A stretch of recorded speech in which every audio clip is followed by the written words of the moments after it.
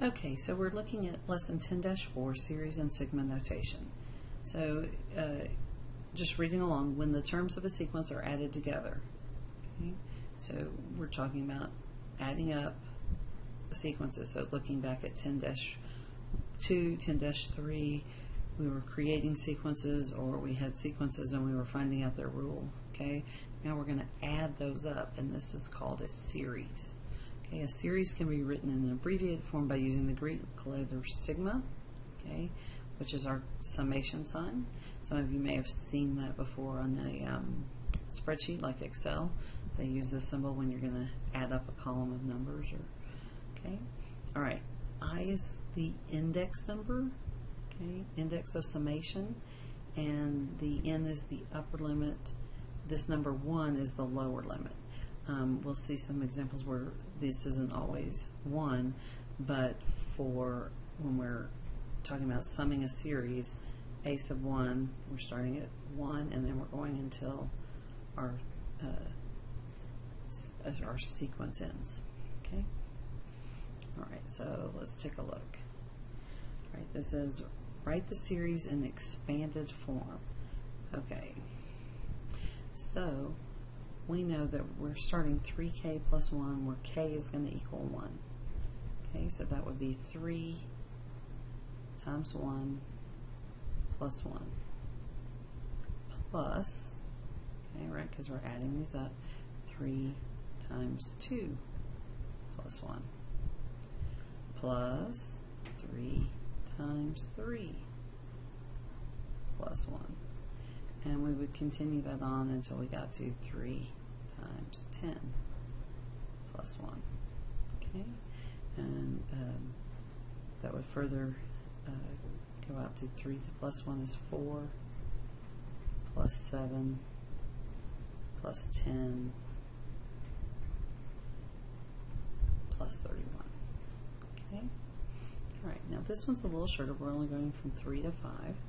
Okay, so 1 plus 3 squared plus 1 plus 4 squared plus 1 plus 5 squared. Okay, and that would be 10 plus 17 plus 26.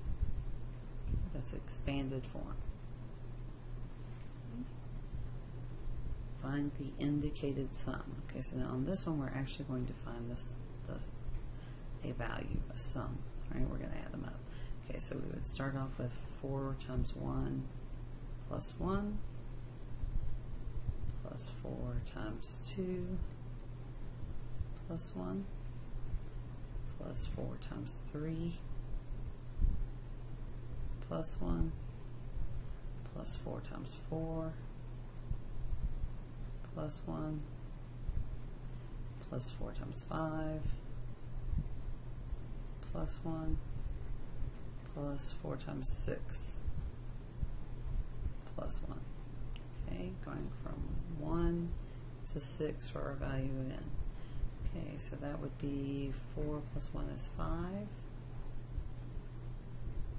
8 plus 1 is 9, 12 plus 1 is 13, 16 plus 1 is 17, 20 plus 1 is 21, and 24 plus 1 is 25. And you could add those up using pencil and paper, using your big beautiful brains or your calculator. Any which way you do it, you should come up with 90. Okay, so this would be the indicated sum.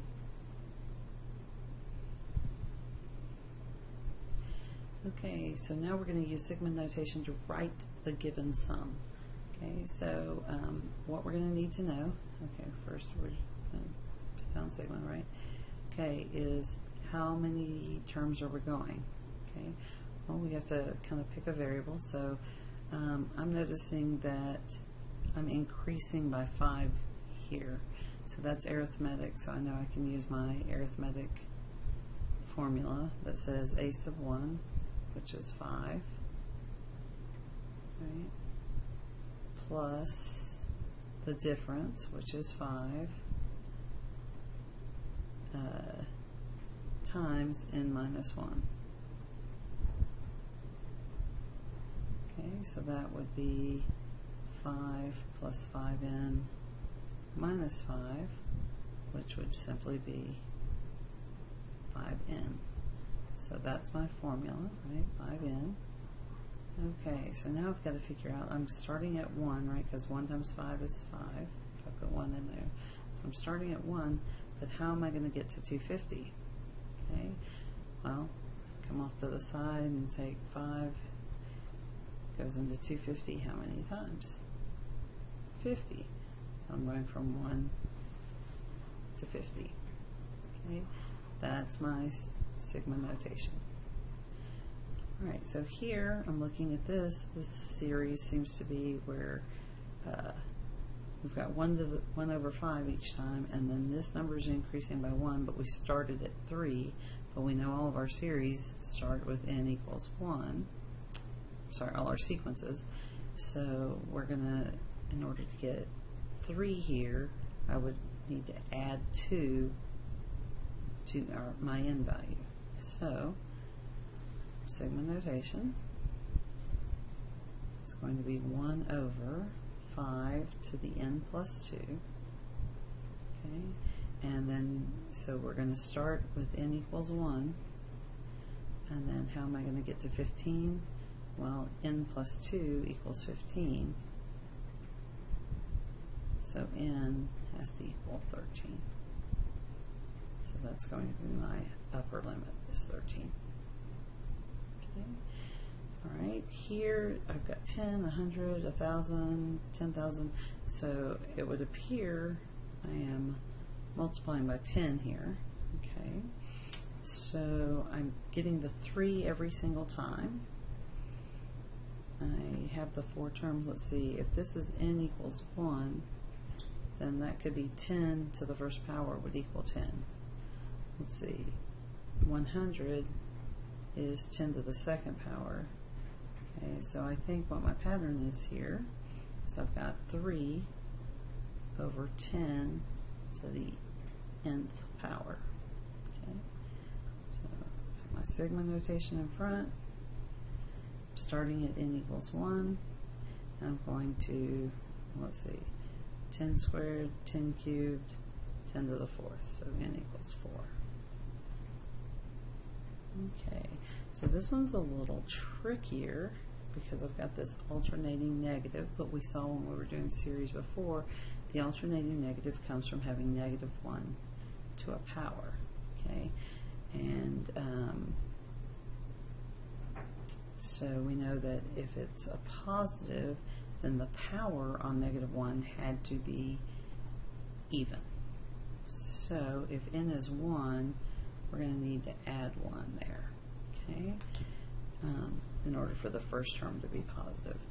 And then the pattern's the same as here, so we'll multiply times 3 over 10 to the nth power. Okay, we'll do the sigma. We're starting at n equals 1, and we are still going to 4. Okay. Alright, we got one more. And same pattern again, except now we're starting off with a negative, which means it had to be an odd power, so we can leave it as negative 1 to the n, and we'll still have 3 over 10 to the n. Okay. And we're still going from n equals 1 to 4. Alright, so that's it for lesson 10-4.